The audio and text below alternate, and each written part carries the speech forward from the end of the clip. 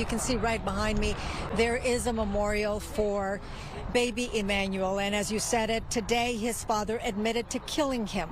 We spoke with a man who was inside the courtroom and witnessed the guilty plea.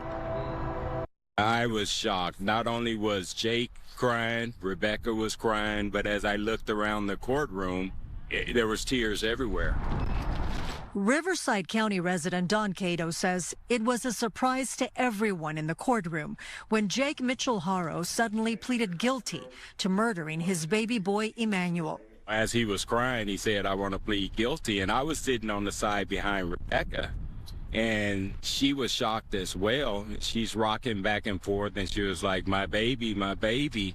People from all over Southern California came out to help search for the 7-month-old baby last August after his parents went on the news pleading for his safe return.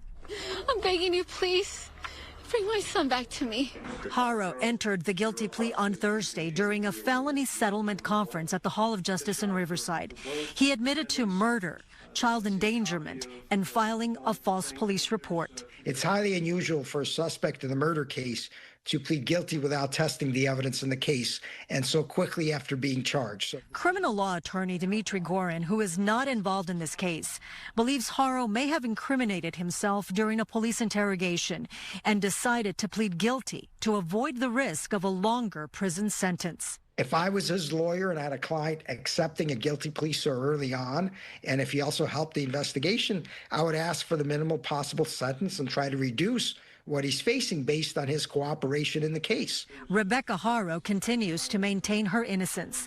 She has not changed her plea and still faces charges of murder and filing a false police report. The ultimate closure, as you see here, would be to actually bring baby Emmanuel home to give him a proper resting.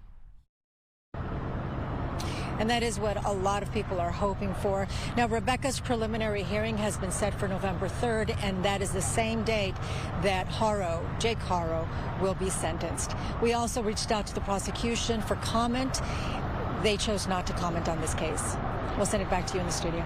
And Gina, we know the mother had made that heartfelt plea to the media and the public for help. Do we know anything more about the mother and ties to this guilty plea? We don't. We know that she is still saying she is not guilty. And as you heard from the witness, he said that she was shocked and she was crying and rocking back and forth, "My baby, my baby." So at this point, we don't know what's going to happen in her situation.